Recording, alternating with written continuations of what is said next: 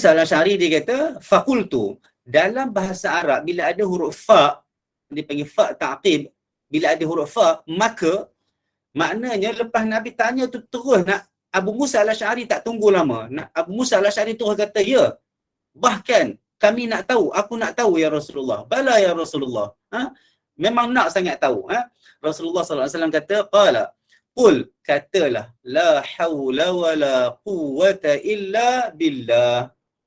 Katalah, la haula wala quwwata illa billah. Maksudnya perkataan ataupun frasa ataupun ayat ataupun zikir, ungkapan la haula wala quwwata illa billah ini adalah Nabi bayangkan, Nabi bagi tahu, Nabi orang kata apa, bentangkan kepada kita bahawa ia adalah merupakan salah satu daripada harta-harta yang ada di dalam syurga dari segi apa? Dari segi kebesarannya, dari segi kehebatannya. Kita ni kalau dapat satu nikmat je dalam syurga, itu sebenarnya satu benda yang dah terlalu nikmat sangat bagi kita. Sebab masuk syurga itu dah nikmat yang paling utama dulu.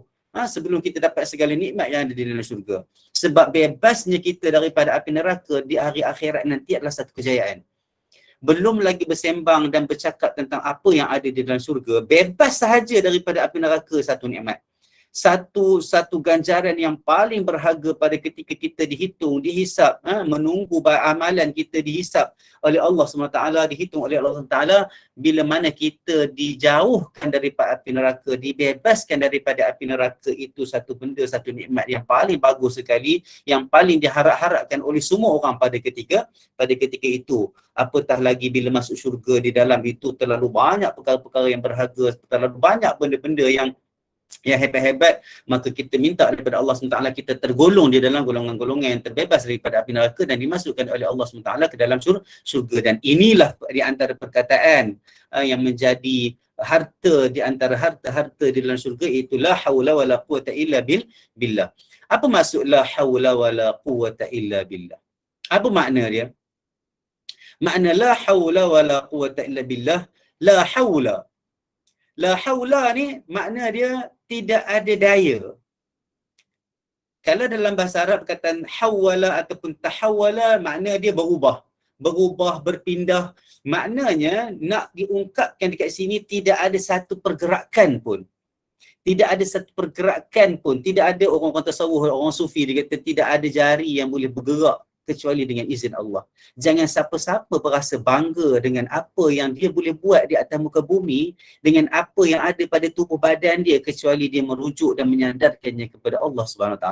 Kita sedang menikmati nikmat buka mata, dapat nampak, dapat dengar, dapat hidu, dapat pegang, dapat buka kitab, dapat tekan handphone. Cuba satu hari Allah tarik, na'udzubillah, Allah tarik nikmat kita, kita kebas tangan, nak pegang handphone pun tak boleh, kebas. Ada orang yang diuji dengan kesakitan dan penyakit-penyakit yang kritikal, kronik. Maka kita doa semuanya disembuhkan oleh Allah Subhanahu Wa Taala. Bila ditarik nikmat, kita akan merasai dan kita akan memahami apakah nikmat bergeraknya jari-jari.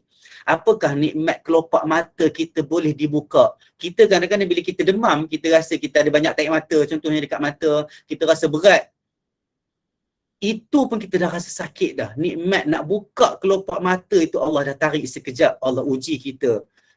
Maknanya kita ni dalam kehidupan kita seharian, kita bernafas. Selalu saya sebut kepada orang, kepada anak murid contohnya kan, bila kita fikir balik ada benda yang dekat atas muka bumi ni kita rasa kita kontrol. Kita angkat tangan, kita letak tangan, kita berjalan, kita bergerak, kita tidur, kita baring, kita berlari dan sebagainya, buat kerja rumah, baca buku, belajar dan sebagainya. Tapi itu benda yang seolah-olah secara teknikalnya diberi oleh Allah SWT untuk kita kontrol. Tapi di sana kalau ada benda, ada yang Allah tak bantu kita untuk kita kontrol hidup kita, diri kita, kita tak mampu. Entah-entah kita dah mati lama dah. Contoh di antara bendanya adalah contohnya darah bergerak ke seluruh badan contohnya. Siapa boleh kontrol kita punya heartbeat, kita punya pulse rate, kita punya degupan jantung, kita punya proses pengepaman darah ke seluruh saraf dan urat-urat dekat dalam diri kita. Siapa yang kontrol kita boleh bernafas banyak amat berapa kali dalam 1 minit? Kalaulah bernafas itu diberi kerjanya dan pentadbiran kepada manusia, maka masa kita tidur masih bila kita nak nafas. Kita boleh jadi mati dan sebagainya. Banyak Allah bagi nikmat. Wa in ta'uddu ni'matallahi la tuhsuha. Kalau kamu hitung nikmat Allah Subhanahu Wa Taala, kamu tak akan dapat hitung. Tak akan dapat hitung. Itu sebab frasa ini, kalimah ini, kata-kata ini, zikir ini, la haula, tidak ada satu benda yang berubah, beralih, pergerakan kecil ataupun besar, wala quwwata, dan tidak juga ada kekuatan-kekuatan. Daya, orang kata apa, tidak ada daya, tidak ada perubahan, tidak ada daya, dan tidak ada juga kekuatan yang ada pada diri kita ini ataupun yang ada dalam kehidupan kita yang kita nampak ini, illa billah, kecuali dengan izin Allah SWT, kecuali dengan izin dan kehendak Allah SWT. Pertama kehendak, yang kedua izin. Itu sebab semua benda yang berlaku di atas muka bumi di atas kehendak Allah SWT. Walaupun benda itu kita nampak jahat, walaupun benda itu kita nampak buruk, tetapi ia adalah berlaku di atas keizinan Allah SWT. Sama ada ia menjadi bala, menjadi ujian, menjadi orang kata apa, kifarah dosa kepada kita, menjadi nikmat kepada seseorang di antara kita, maka ianya adalah kembali kepada Allah SWT. Maka bila kita sebut la haula wala quwwata illa billah, tak payah sebut laju-laju. Bila sebut la haula wala quwwata illa billah, rasakan dengan hati, insafkan diri kita bahawa kita ni faqir, kita ini lemah, kita ini tak ada apa-apa dekat diri kita kecuali dengan izin Allah Subhanahu Wa Taala. Allah sebut kita selalu sebut di dalam zikir kita tentang la haula wala quwwata illa billah. Okey, saya nak bagi satu benda yang saya boleh share. Kita sebelum kita belajar tentang tahmid itu apa? Tahmid itu alhamdulillah, betul? Tasbih itu subhanallah. Takbir itu Allahu Akbar. Tahlil itu la ilaha illallah. Tashmid itu kata yarhamukallah bila orang bersin. Ini term ataupun istilah-istilah dalam bahasa Arab. Jadi untuk la haula wala quwwata illa billah, dekat sana ada short form untuk la haula wala quwwata illa billah, iaitu hawqalah. Orang Arab dia panggil hawqalah. Hawqalah ni kalau orang Arab kata hawqal maksudnya bacalah la haula wala quwwata illa billah. Dia sambungkan waw qaf lam.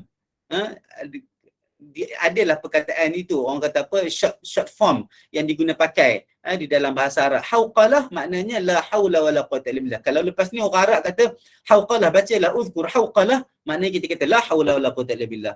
Kalau orang Arab kata sabbih subhanallah, tahmid alhamdulillah. Dan yang tu biasa kita dengar lah. Tapi hawqalah saya tak pasti jemaah biasa dengar ataupun tidak. Tapi saya bagi tahu maksudnya perkataan ataupun frasa la haula wala quwwata illa billah ini adalah hawqalah dalam bahasa Arab, istilahnya. Okey, itu satu perkara. Yang kedua, kita biasa sebut la haula wala quwwata illa billah, ada sambung tak? Kita biasa sambung al-aliyil azim, betul? Dalam kita belajar kitab Al-Adhkar hari ini, Imam Nawawi dia bawa riwayat tak ada al-aliyil azim. Tapi boleh tak kita sebut la haula wala quwwata illa billahil aliyil azim? Boleh tak? Boleh jawapan dia, sebab di sana ada dalil. Di sana ada dalil yang diterangkan oleh Nabi Muhammad SAW juga dalam mungkin kita akan jumpa benda tu di dalam bab-bab yang seterusnya, tapi saya sebut dululah sebab ia berkaitan dengan hawqalah. Di sana ada riwayat yang menyebut tentang la haula wala, orang kata apa, Nabi kata man qala hina ya'wi ila firashihi. Nabi kata siapa yang menyebut seketika mana dia hampir ke tempat tidur dia, dia nak tidur, siapa yang menyebut la ilaha illallah wahdahu la syarikalah lahul mulku wa lahul hamdu wa huwa ala kulli syai'in qadir, la haula wala quwwata illa billahil aliyyil azim, subhanallah walhamdulillah wa la ilaha illallah wallahu akbar, ghufirat lahu dhunubuhu walau kanat mithla zabadil bahr. diampunkan semua dosa kecil dia yang terdahulu walaupun sebanyak buih di lautan. Hadis ini diriwayatkan oleh Abu Hurairah dari jalur Abu Hurairah di dalam kitab Sahihut Targhib nombor 607, yang mana hadis ini diklasifikasikan sebagai sahih, yang mana hadis ini dikeluarkan ataupun disebut juga, dihimpunkan juga oleh Ibn Hibban di dalam Sahih Ibn Hibban. Boleh tengok hadis, nombornya 5528, ataupun di dalam kitab Ibn Sunni. Dalam kitab Ibn Sunni, dalam kitab dia Amalul Yaum wal Lailah, orang kata amal di siang hari dan di malam hari, nombor hadis 722. Boleh tengok di dalam kitab itu, dan riwayat ini orang kata mempunyai sanad yang sahih, diklasifikasikan sebagai sahih. Jadi kita sekarang duduk di dalam bab, yang ni kena faham. Maksudnya, saya bagi tahu boleh baca la haula wala quwata illa billahil aliyil azim. Itu satu perkara. Dan kita di dalam kitab Al-Azkar, kita berada di dalam bab yang mana zikir ini tidak terkait dengan mana-mana waktu dan mana-mana hari, mana-mana keadaan. Betul Yang ni semua kena faham. Kita belum lagi masuk kepada mana-mana zikir yang berkaitan dengan waktu, yang terikat dengan waktu dan pengkhususan kepada waktu dan hari dan tertentu. Kita masih lagi berada di dalam zikir-zikir yang umum. Dekat mana kita nak baca, bila kita nak baca, berapa kali kita nak baca, tak ada masalah. Tidak ada had, tidak ada pengkhususan. Ulama kata boleh baca la haula wala quwata illa billah. Tapi nak baca la haula wala quwata illa billahil aliyil azim, yang tadi kita baca la haula wala quwata illa billah, yang tu memang ada dalam riwayat Bukhari dan Muslim. Tapi boleh tak baca la haula wala quwata illa billahil aliyil azim? Orang kata tidak ada daya, tidak ada kekuatan kecuali dengan izin dan iradah Allah Subhanahu Wa Taala yang maha tinggi, yang maha agung, yang maha besar. Boleh tak baca Al-Aliyil Azim? Boleh baca disebabkan di sana terdapat dalil. Terdapat dalil yang mana ada perkataan Aliyil Azim. Tapi jangan kata siapa yang baca la haula wala quwata illa billah itu tidak sempurna. Yang tu. Bila kita belajar, kita kena ada adab. Bila kita belajar, kita kena ada adab. Walaupun kita belajar, saya pun mungkin orang kata banyak kali tersalah. Saya harapkan ada jemaah yang boleh tegur saya dengan baik, boleh tegur saya elok-elok kalau saya tersilap dan sebagainya. Kita boleh berhujah, kita boleh orang kata boleh mencari, kita boleh mengemukakan hujah yang kita ada, tak ada masalah. Kita berbincang tentang ilmu, tidak ada masalah.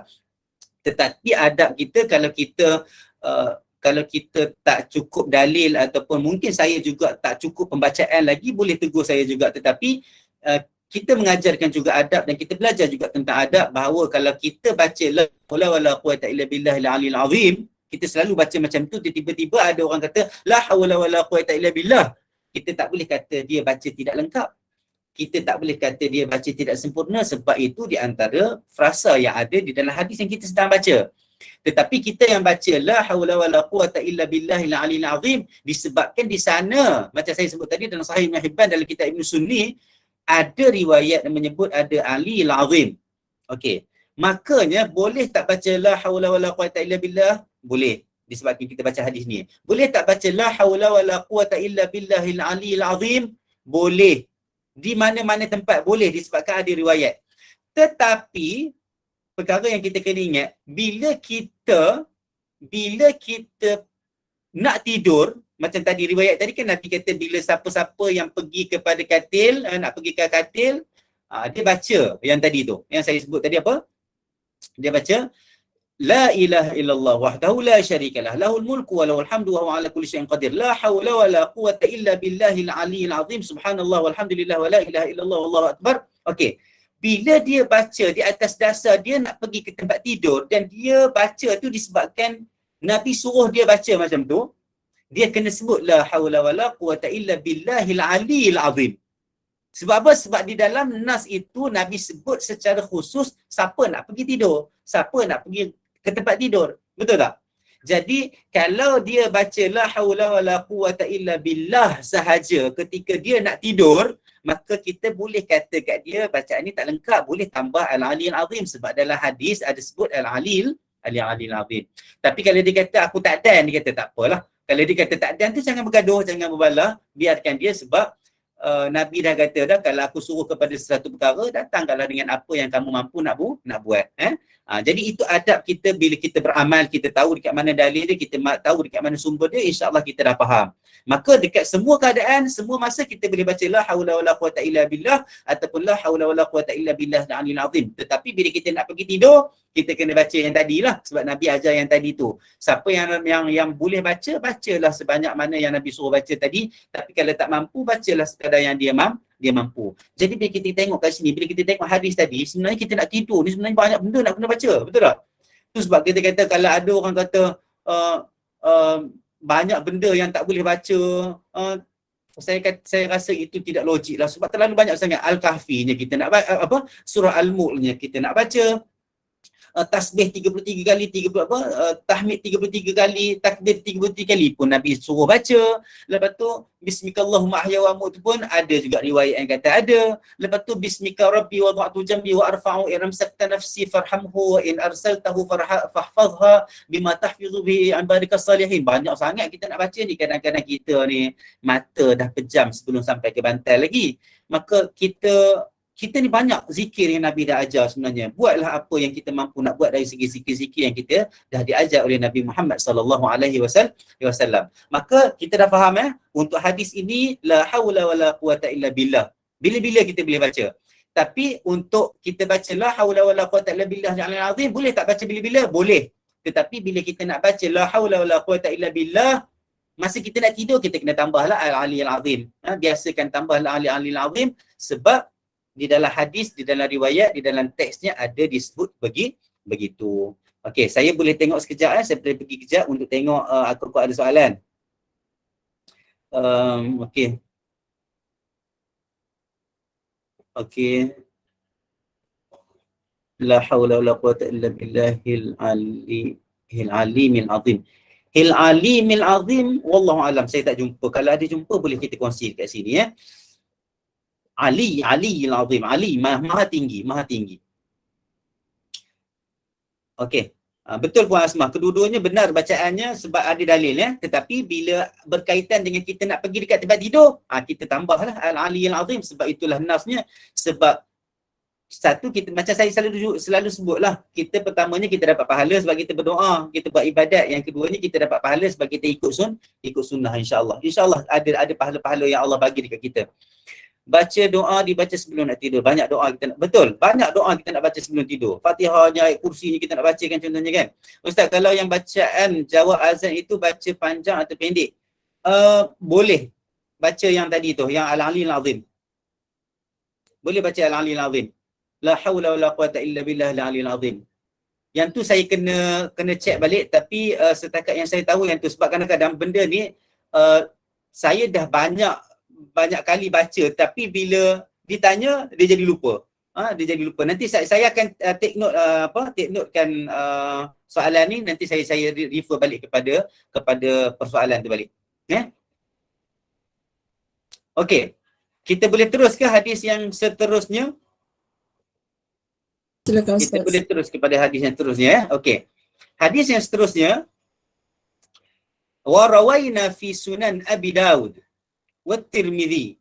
Kami meriwayatkan di dalam Sunan Abi Daud dan At-Tirmidzi daripada Sa'd bin Abi Waqqas, daripada Sa'd ibn Abi Waqqas radhiyallahu anhu annahu dakhala ma'a Rasulullah sallallahu alaihi wasallam 'ala imra'atin wa baina yadayha nawa aw hasa tusabbihu bihi faqala ala ukhbiruki bima huwa aisaru alayki min hadha أو أفضل فقال سبحان الله عدد ما خلق في السماء وسبحان الله عدد ما خلق في الأرض وسبحان الله عدد ما بين ذلك سبحان الله عدد ما هو خالق والله أكبر مثل ذلك والحمد لله مثل ذلك ولا إله إلا الله مثل ذلك ولا حول ولا قوة إلا بالله مثل ذلك.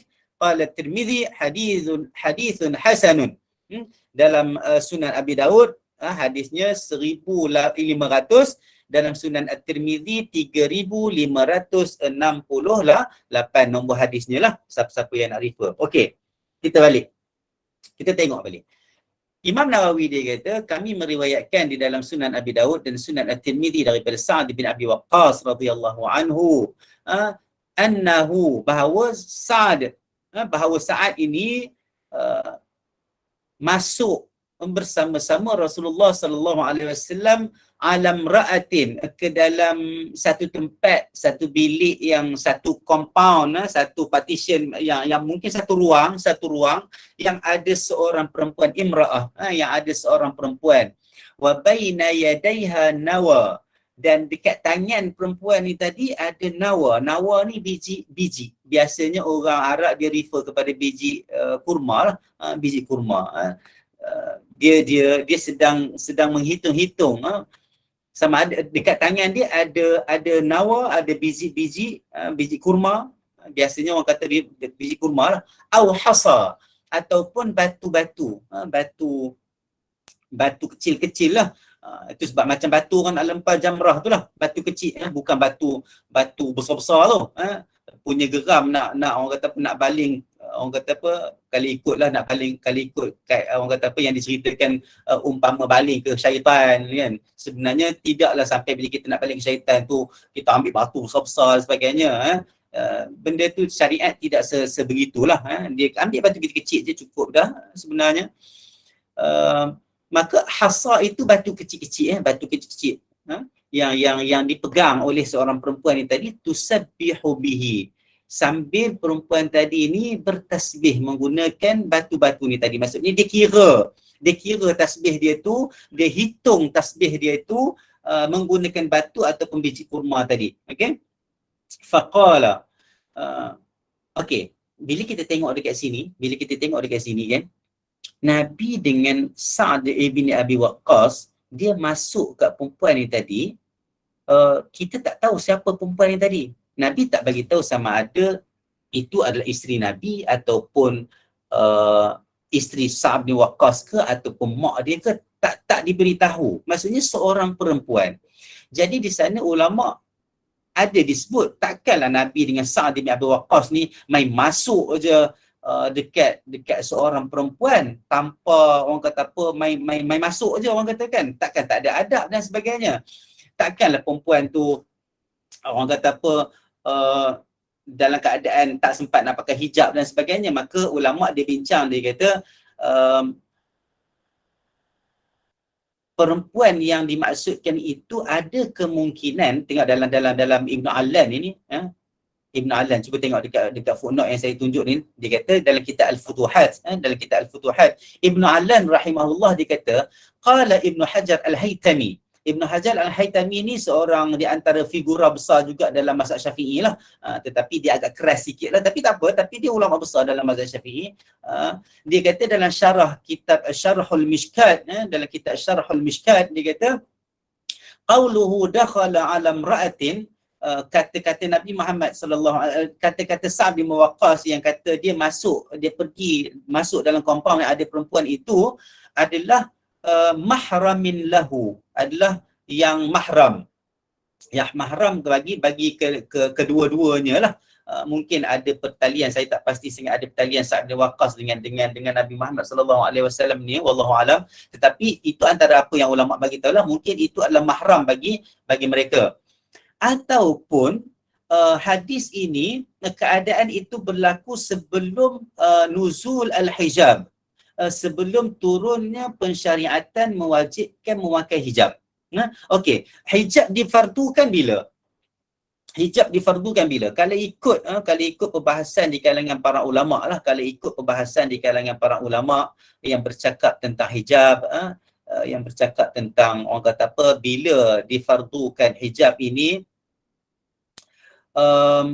ulama-ulama dia berbahas, dia kata hijab ini difardukan sama ada pada tahun tengok dalam Ibn Hajar Al-Asqalani, dia pensyarah kepada Sahih Bukhari.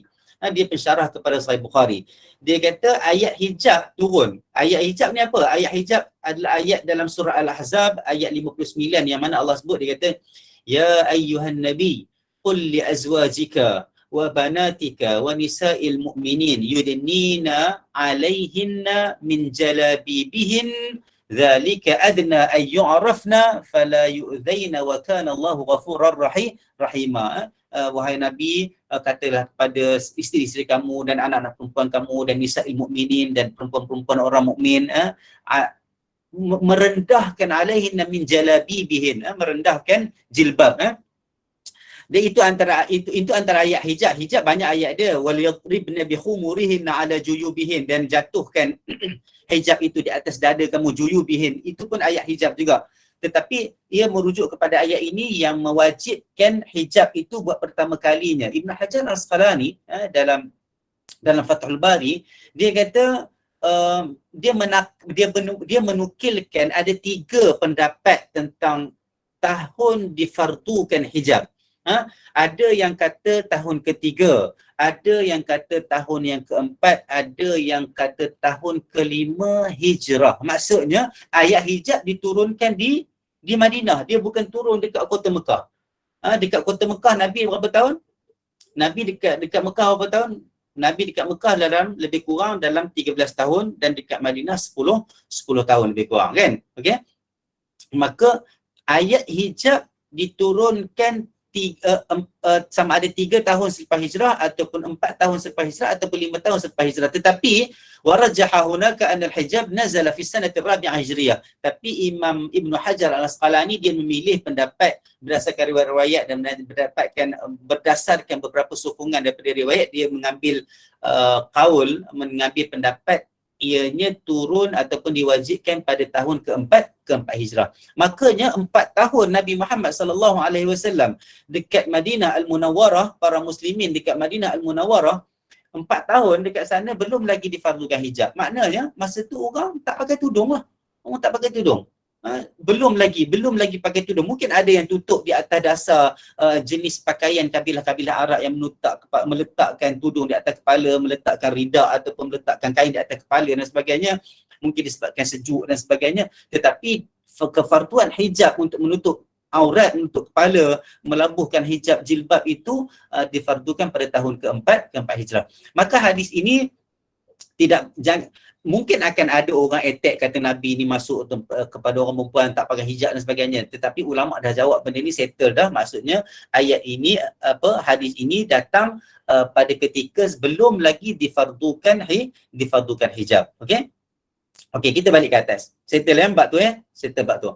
Okey. Pada tangan dia ada biji-bijian, biji-biji kurma ataupun batu-batu kecil, dan dia bertasbih menggunakan, dan dia kira tasbih dia tu sebanyak mana yang dia hitung menggunakan batu-batu ataupun biji kurma tadi. Faqala, Nabi pun kata dekat seorang perempuan ini, dia kata ala ukhbiruki bima huwa aisaru alayki min hadha aw afdal. Dia kata apa? Adakah aku tidak tunjuk, boleh tak aku bagi tahu kepada kamu satu benda yang lebih mudah? Lebih mudah maksudnya tak perlu nak ada, orang kata apa, bukan Nabi halang. Ayat ni nak bagi tahu Nabi tidak halang, Nabi tidak tegah. Itu yang kena faham pertama. Tetapi mungkin Nabi melihat perempuan ni, imra'ah ni perempuan yang kalau dalam bahasa Arab dia tua. Dia seorang yang dah kahwin, gambarannya begitu. Kalau nisa ni dia agak muda sikit. Imra'ah dia sedang berzikir bertasbih menggunakan biji-biji. So Nabi nampak macam Nabi SAW ramai adik-beradik susuan kan. Nabi Muhammad SAW adik-beradik susuan ada 3 orang tak silap. Hamzah, Abu Allah Akbar. Ada 3 orang sebab dia menyusu sebelum Halimatus Sa'diyah. Sebelum dia menyusu dengan Halimatus Sa'diyah, dia dah menyusu dengan Thuwaibah Maula Abi Lahab.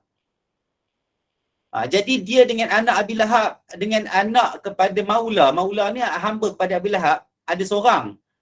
Masruh tak silap, dah seorang dah. Lepas tu dia dengan Hamzah bin Abdul Muttalib pun susuan. Lepas tu Allah Akbar, seorang lagi tu saya lupa. Ada 3 orang susuan dengan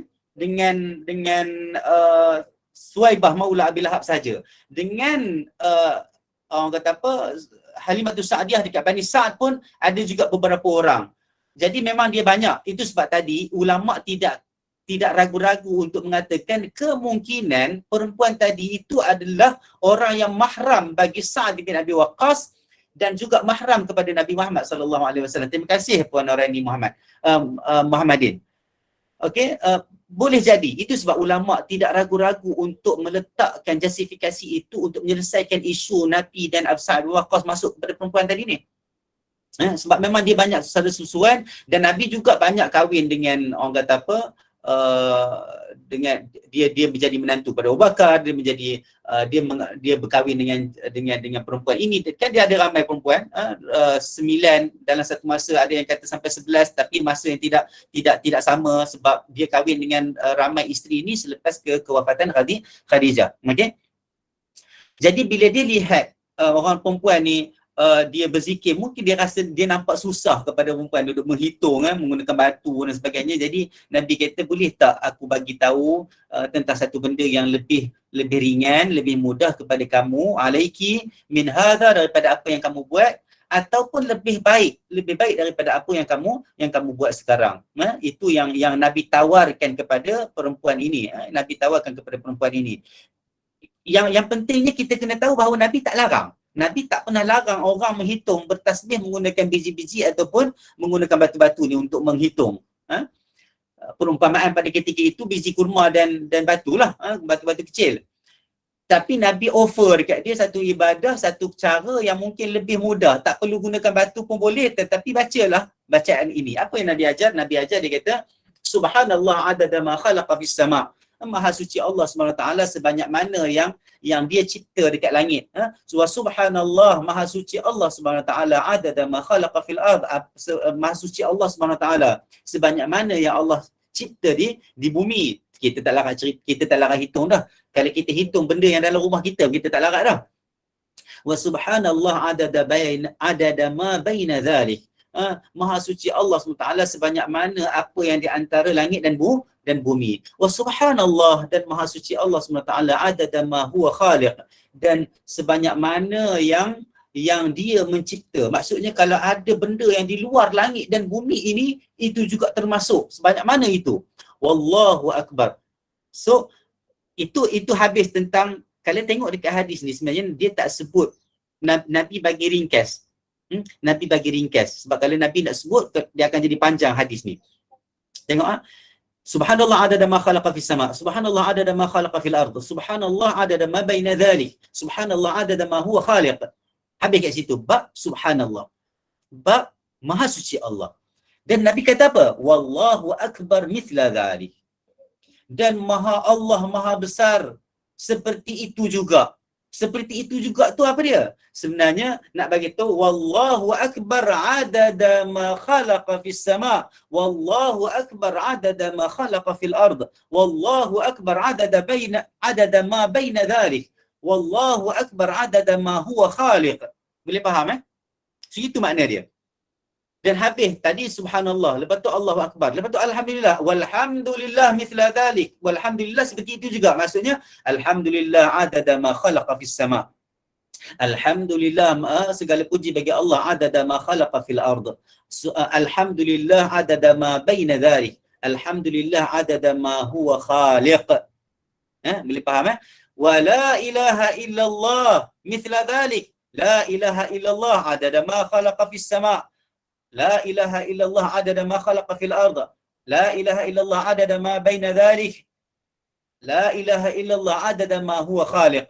Lepas tu la haula wala quwwata illa billah adada ma khalaqa fis sama', la haula wala quwwata illa billah adada ma khalaqa fil ard, la haula wala quwwata illa billah adada ma baina dhalik, la haula wala quwwata illa billah adada ma huwa khaliq. Itulah yang dimaksudkan mithla dhalik itu. Maknanya banyak dah. Kita tengok ni nampak macam pendek, tapi bila kita faham hadis tu, sebenarnya kita kena baca cara yang sepatutnya kita baca. Jadi zikir ini kalau kita nak isi dalam kehidupan kita seharian, isilah. Hadis ini Imam Tirmizi, saya selalu sebut bila Imam Tirmizi, bila dia sebut satu hadis dalam riwayat dia, dalam kitab sunan dia, dia akan ada caption. dia akan ada klasifikasi dia sendiri. Hadza hadithun hasan. Hadithun hasan. Hadis ini martabatnya ataupun klasifikasinya adalah hasan. Adalah kategori hasan. Maksudnya sahih, hasan, dhaif. Maksudnya hasan dan sahih boleh digunakan pakai dan boleh diterima dalam pengujahan dan amalan. Tanpa ragu-ragu, insya-Allah. Jadi kejap. Okey, ada soalan? Tak ada soalan kan? Teruskan. Okey. Terima kasih penonton ini. Okey. Jelas tak? Okey. Okey. Okey, lepas tu kita pergi kepada hadis yang seterusnya insya-Allah. Wa rawaina fihima kami meriwayatkan pada keduanya juga. Apa maksud keduanya itu? Keduanya itu adalah daripada Sunan At-Tirmizi, Sunan Abi Daud dan Sunan At-Tirmizi juga, bi isnadin hasan juga, dengan sanad yang hasan juga, an Yusairah bi dhammil ba bi dhammil ya. Yusairah, nama dia Yusairah, dengan dihadapankan baris ya, yang ada 2 titik di bawah. Kalau tengok dalam hadis ni dia banyak penjelasan dia tentang bagaimana nak sebut Yusairah. Takut orang baca Yasirah. Kalau tak ada baris, orang akan baca Yasirah sebab itu yang biasa didengar. Tapi kalau nama yang dimaksudkan di dalam hadis ini adalah Yusairah. Wa fathis sin al-muhmalah.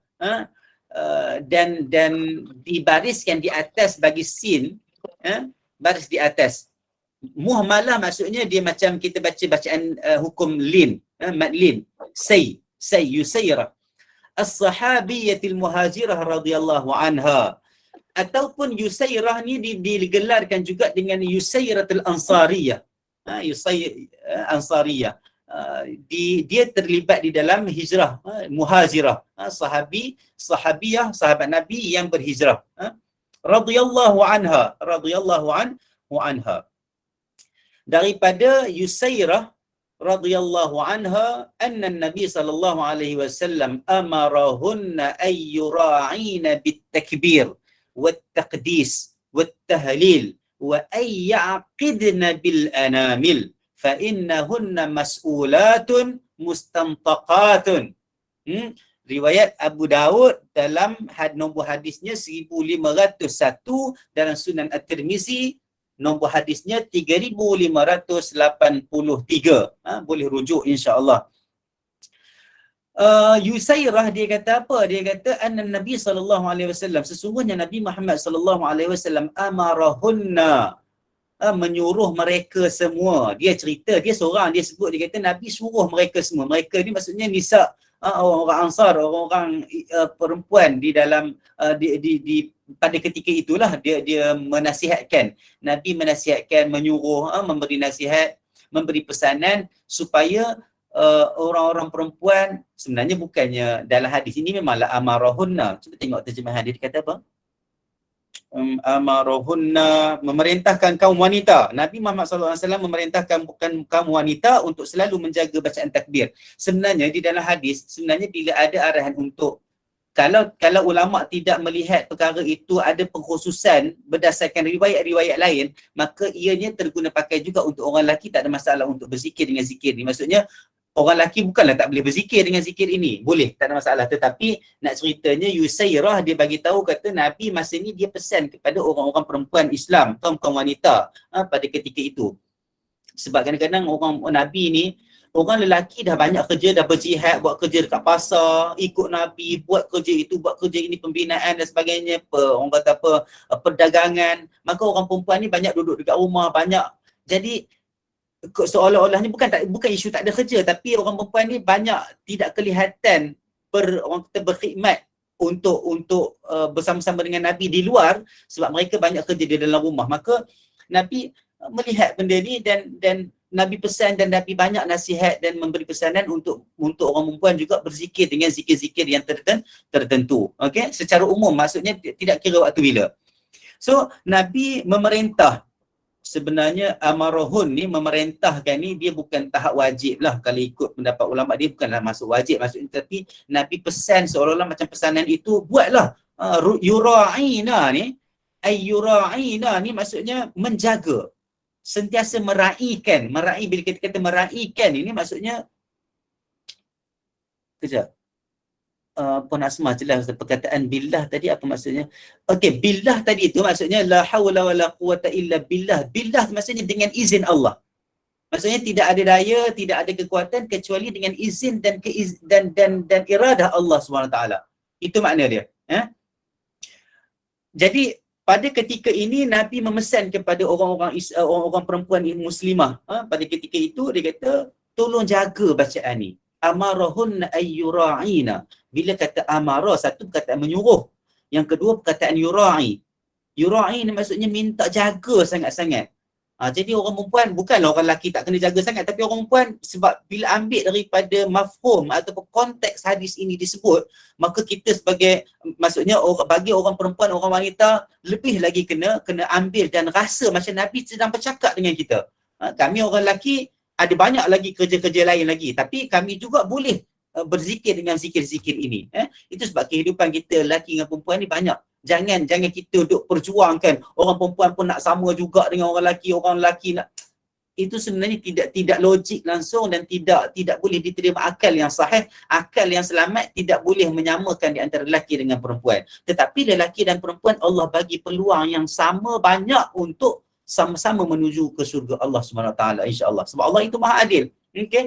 Itu sebab kadang-kadang bila masuk bulan puasa lah, biasanya ustaz, orang laki saya selalu pergi dapat Qiyamul Lail, dapat Lailatul Qadar. Kami dekat rumah ni macam mana kami duk jaga anak lah, salin lampin baby lah, pampers dan sebagainya. Maka di sana ulama dah jawab dah. Bagi orang perempuan yang berusaha untuk melepaskan dan membantu suami-suami beriktikaf, keluar, orang kata apa, beriktikaf dan mencari Lailatul Qadar, maka dia akan dapat juga pahala yang sama juga. Sebab ini ijma' ulama bercakap benda tu. Kalau tidak, benda ni tidak akan jadi masalah. Dia ada dalil-dalil lah, saya kena cari balik. Sebab benda tu saya dah bincang dah dalam beberapa tazkirah. Maka orang perempuan dan orang lelaki, kita sebenarnya kena sama-sama faham bahawa Allah dah bagi kita banyak ruang dan peluang untuk kita sama-sama menuju ke pintu syurga, insya-Allah. Maka jangan rasa kita ni kurang Allah bagi peluang. Tengok hadis ni bila khitabnya, bila gaya bahasanya ditujukan kepada orang perempuan, maka Nabi suruh orang perempuan jaga betul-betul. Apa dia? At-takbir. At-takbir. Sebut Allahu Akbar. Sebut selalu. Wat-taqdis. Mensucikan. Wat-tahlil. La ilaha illallah. Okey, dekat sini takbir kita biasa dengar. Tahlil pun biasa kita dengar, la ilaha illallah. Taqdis ni apa pula? Biasanya kita dengar tasbih. Saya tak pasti para jemaah dah pernah dengar juga taqdis ataupun tidak sebelum ini. Okey, taqdis ini dia beza sikit dengan tasbih. Tetapi kalau dia duduk dalam satu ayat, contohnya perkataan taqdis ada di dalam satu ayat tanpa perkataan tasbih, maka ia termasuk dia akan merujuk juga orang kata apa? Zikir subhanallah. Dia merujukkan juga kepada zikir subhanallah. Taqdis ini dia merujuk kepada subhanallah juga kalau tidak ada perkataan tasbih di dalam ayat itu. Boleh faham tak? Kalau tak faham saya cerita lagi sekali. Okey. Kalau Nabi, kalau saya kata okey, semua kita kena bertakdis dan bertasbih. Maka pada ketika itu takdis dengan tasbih maknanya berbeza.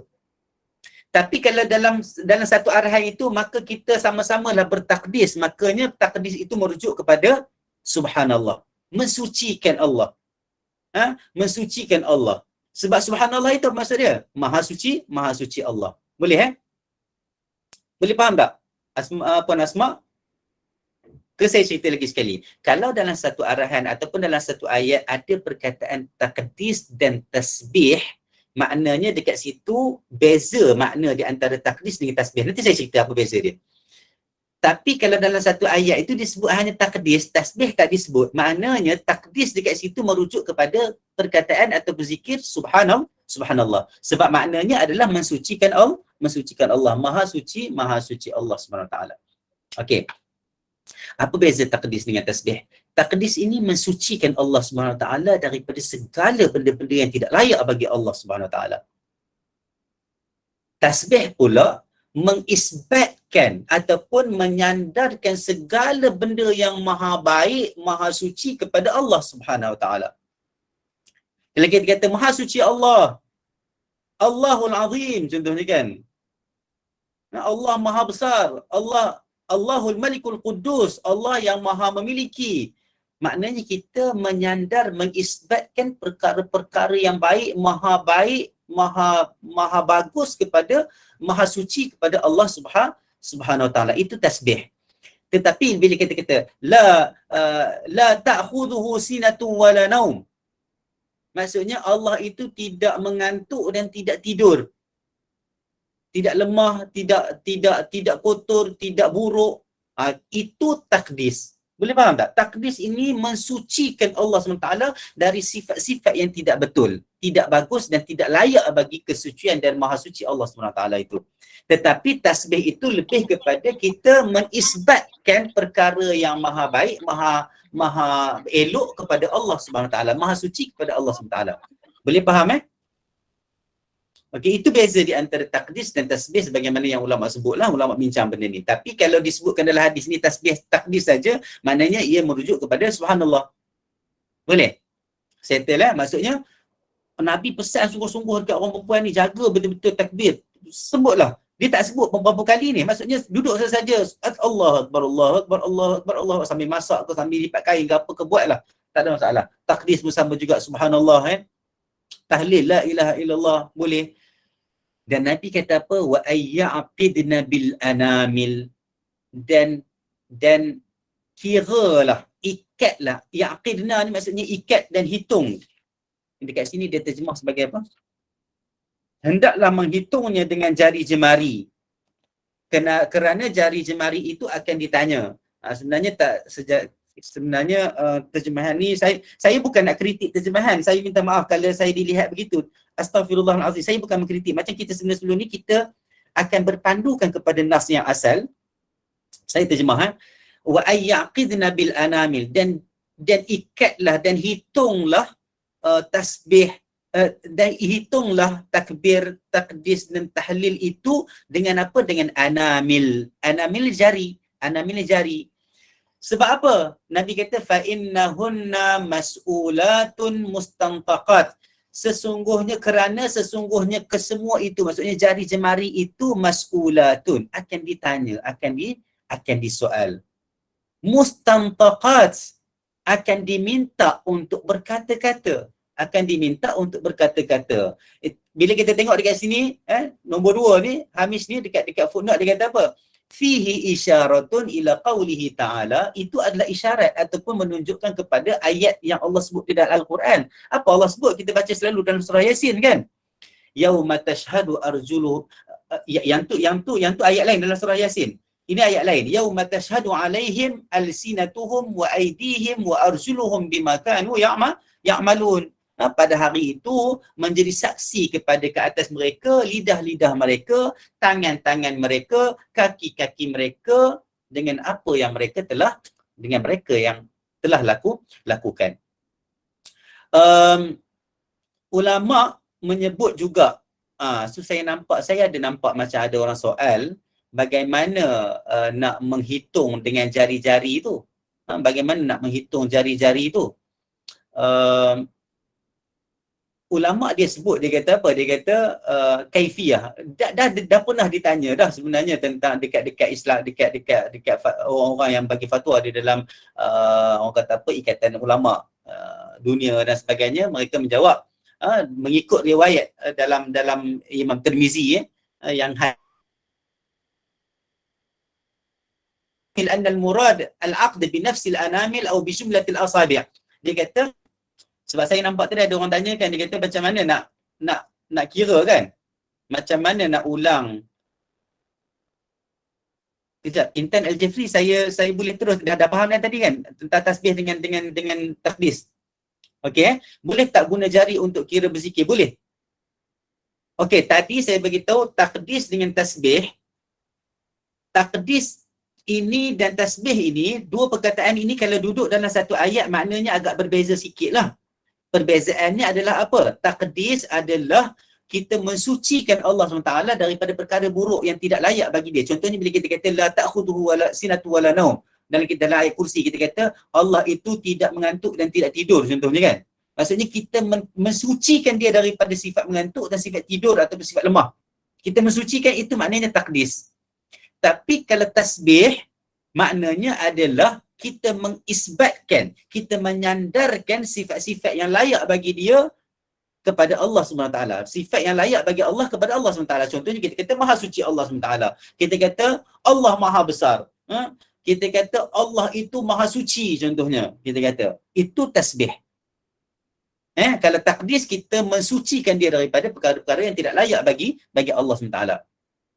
Okey. Boleh tak guna jari? Memang kalau dalam hadis ini dia kata wa ayyaqidna bil anamil. Wa ayyaqidna bil anamil.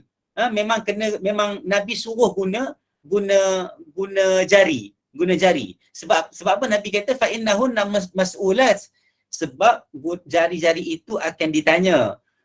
Mustantaqat, jari-jari itu akan diminta untuk bercakap. Nataqa, istantaqa maksudnya diminta untuk bercakap. Pada hari-hari akhirat nanti mulut kita tak bercakap tapi jari-jari bercakap. Semua panca indera kita diminta untuk bercakap dan diizinkan oleh Allah SWT untuk bercakap. Okey, kita balik kepada isu boleh guna jari. Ulama tanya dah.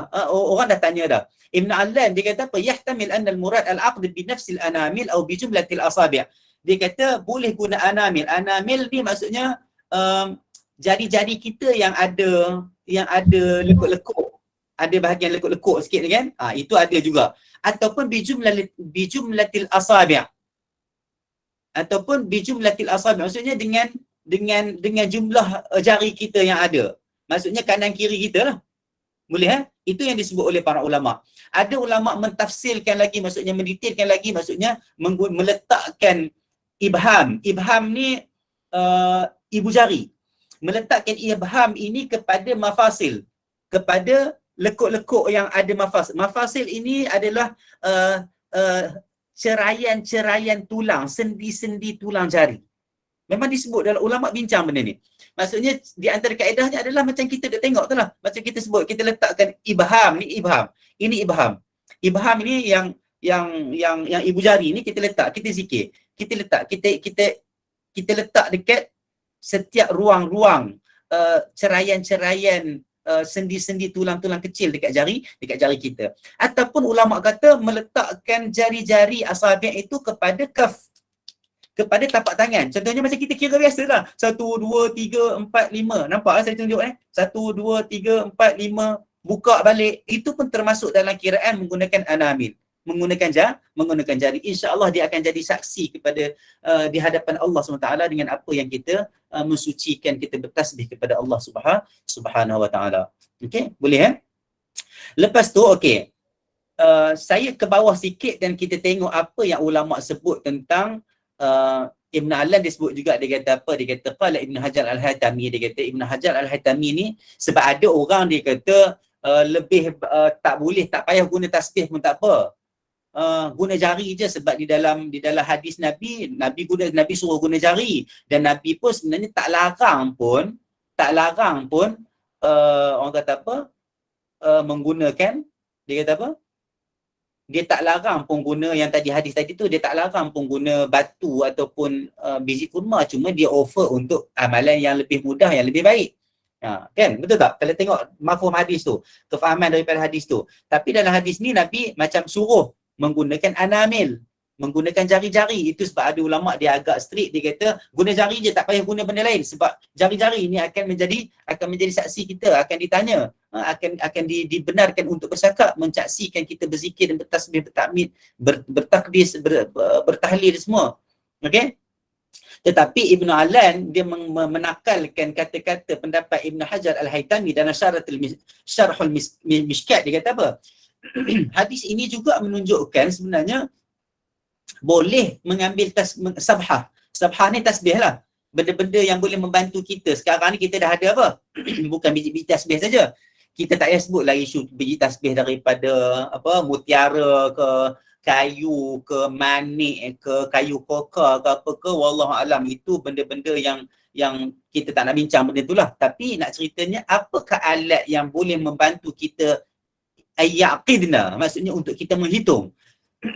Maka Ibn Hajar al-Haytami dia kata boleh, dia kata ittikhadus sabhah, dia kata Saya tunjuk rujukan maksudnya nadb ittikhadhi sabha, tapi Ibn Hajar Al-Haytami macam saya kata tadi lah, dia ni agak berani, dia agak proaktif sikit sampai dia mengatakan bahawa sunat nadb, maksudnya sunat mengambil sabha, tapi dia merujuk kepada arahan Nabi untuk mengira dan menghitung.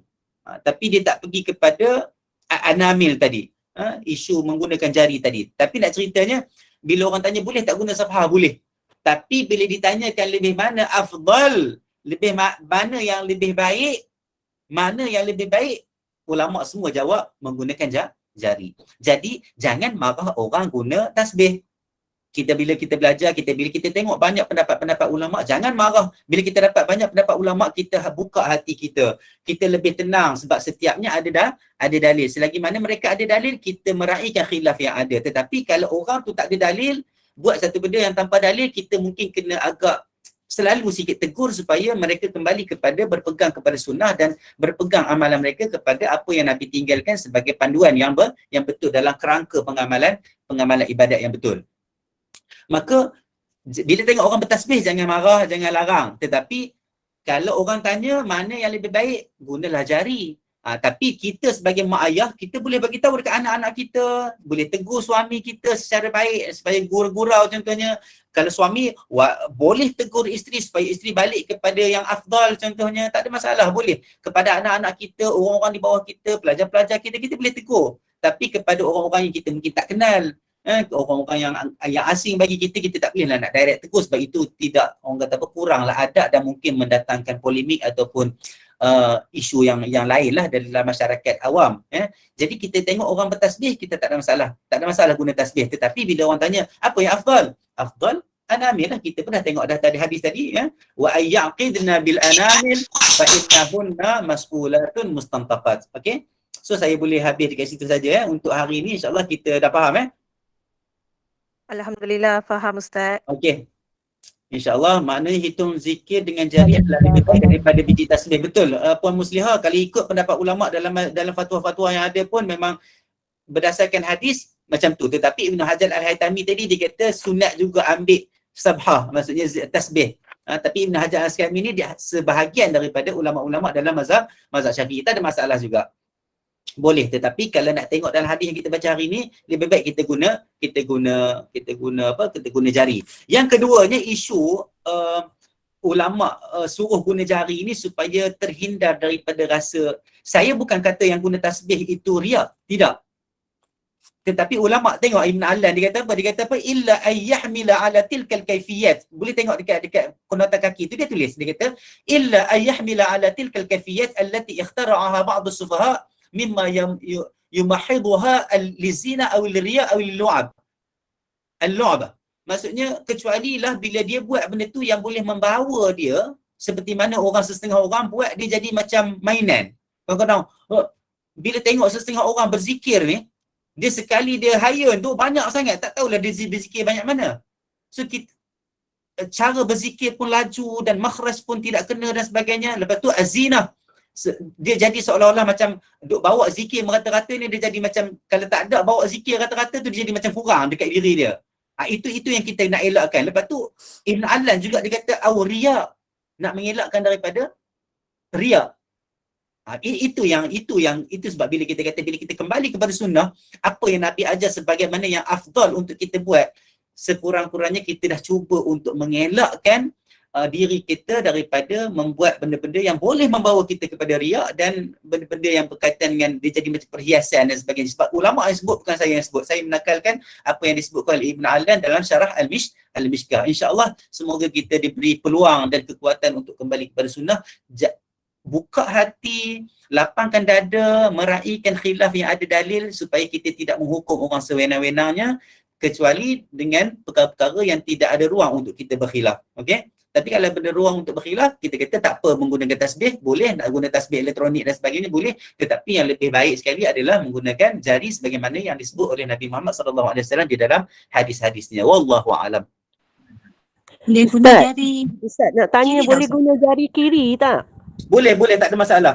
Boleh menggunakan jari kiri. Saya pun dah baca dah, memang boleh digunakan. Maksudnya bila dia kata al-anamil, umum. Maksudnya jari kanan atau kiri boleh. Tetapi ulama mentafdilkan menggunakan jari tangan kanan sebab di dalam banyak hadis Nabi sebut, contohnya dalam hadis al-aimanun. Maksudnya kanan-kanankanlah maksudnya. So banyak hadis-hadis tentang Nabi menyukai belah kanan. Tetapi di dalam bab tasbih, bab berzikir, kalau orang tak menggunakan mafasil ini, menggunakan ruang-ruang ni, dia mungkin akan menggunakan dua jari. Subhanallah, subhanallah, subhanallah. Sebab kadang-kadang kita mengikut kesesuaian kita. Ulama dia tidak menghadkan berdasarkan hadis ini pun tidak sebut menggunakan tangan kanan ataupun tangan kiri, tetapi nanti kita akan jumpa sebenarnya ada beberapa riwayat.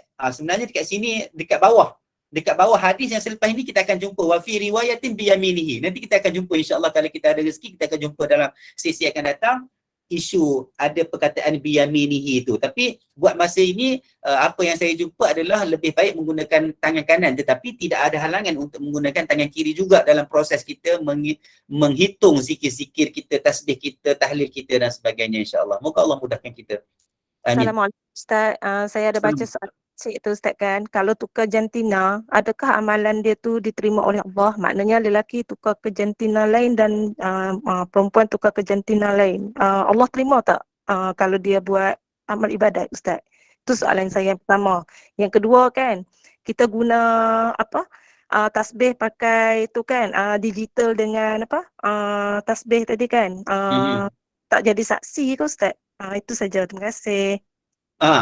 Okey. Itu sebab benda yang kalau tanya saya, sebenarnya semua benda dia akan menjadi saksi. Sebenarnya kalau yang kita faham, semua benda akan menjadi saksi kalau Allah nak jadikan benda tu saksi lah. Tetapi di dalam nas yang disebut, yang di mas'ulat, yang ditanya itu, yang diberi peluang untuk bercakap itu adalah yang anamil tadi, yang panca indera kita. Dalam Quran pun yauma tashhadu arjuluhum wa alsinatuhum kan, dan benda yang disebut dalam hadis dan ayat Quran adalah berkaitan dengan panca indera yang ada dekat diri kita lah. Tetapi apa yang digunakan, bila mana ulama mengatakan bahawa tidak ada masalah untuk menggunakan tasbih, ayat-ayat berzikir, alat untuk kita menghitung, dan juga macam saya sebut tadilah, Nabi tidak menghalang pun perempuan tadi menggunakan biji kurma kan. Cuma Nabi tak katalah dalam hadis tu sehingga mereka akan ditanya dan sebagainya, tapi secara mafhum yang kita boleh faham, ia akan menjadi saksi juga. Sama juga bila ada hadis mengatakan bahawa,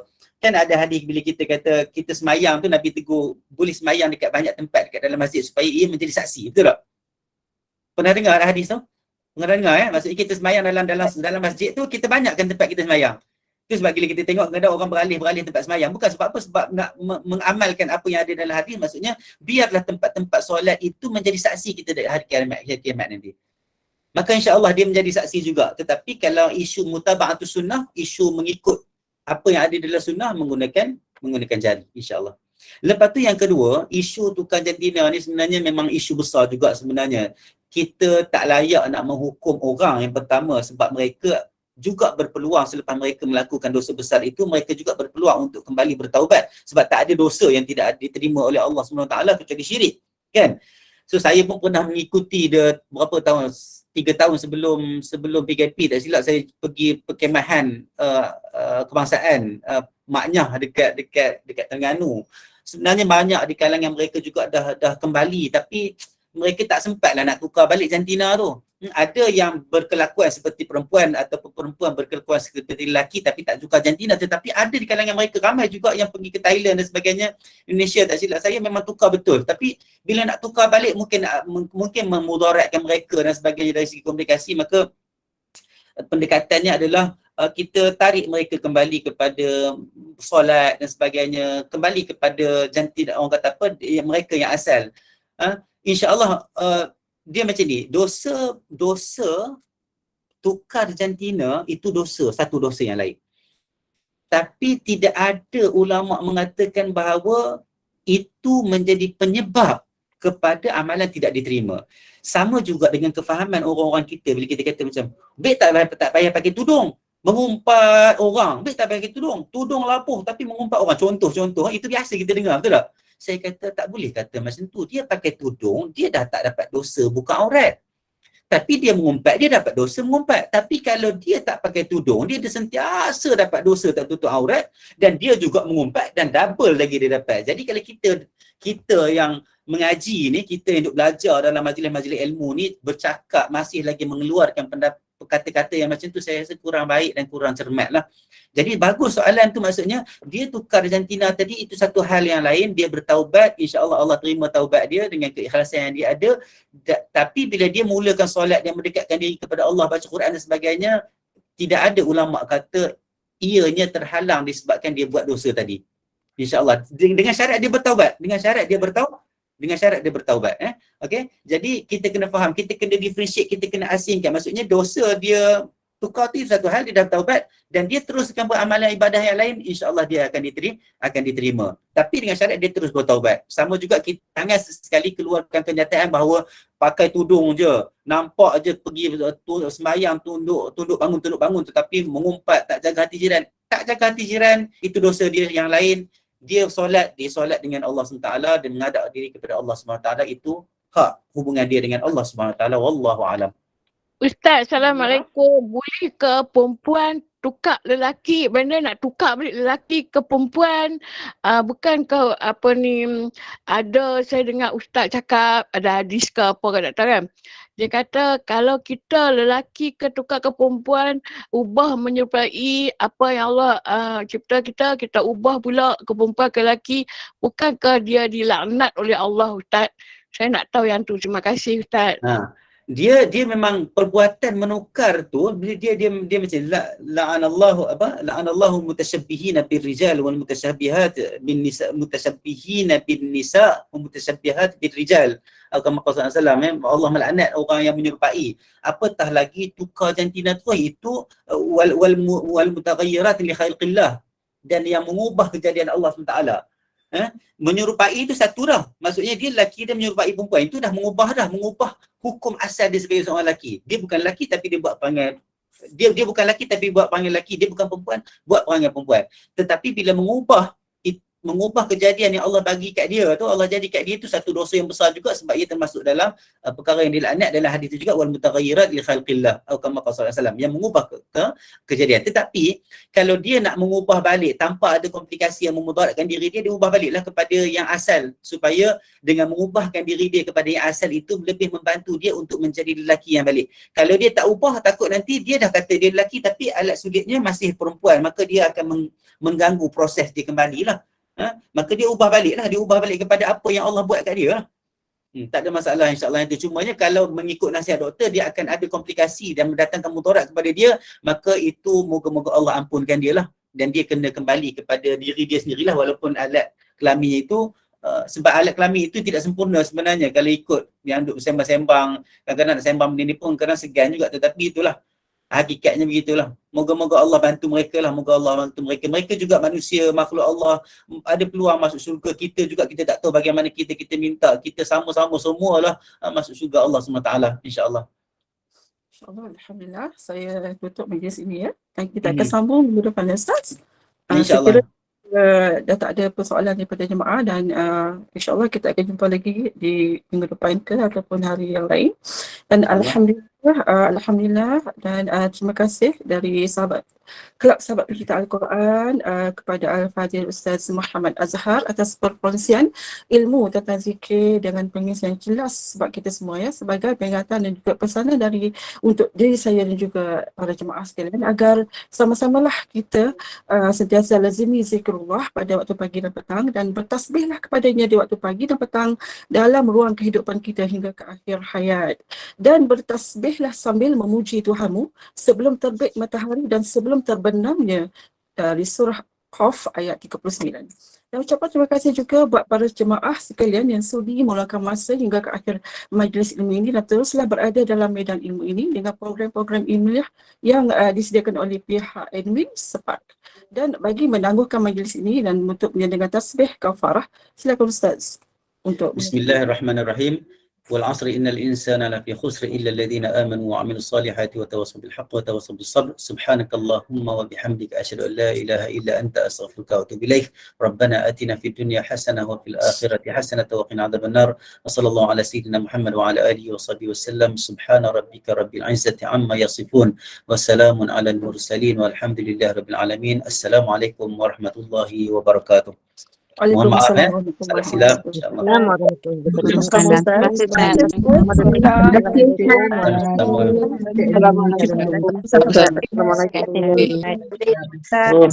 Ustaz. Assalamualaikum. Terima kasih Ustaz. Assalamualaikum. Sama-sama. Salam Terima kasih. Warahmatullahi wabarakatuh. InsyaAllah kita jumpa lagi. InsyaAllah. Terima kasih. Sama-sama. Waalaikumsalam. Terima kasih Ustaz. Terima kasih Ainul. Ya, sama-sama. Sahabat semua. Assalamualaikum. Waalaikumsalam.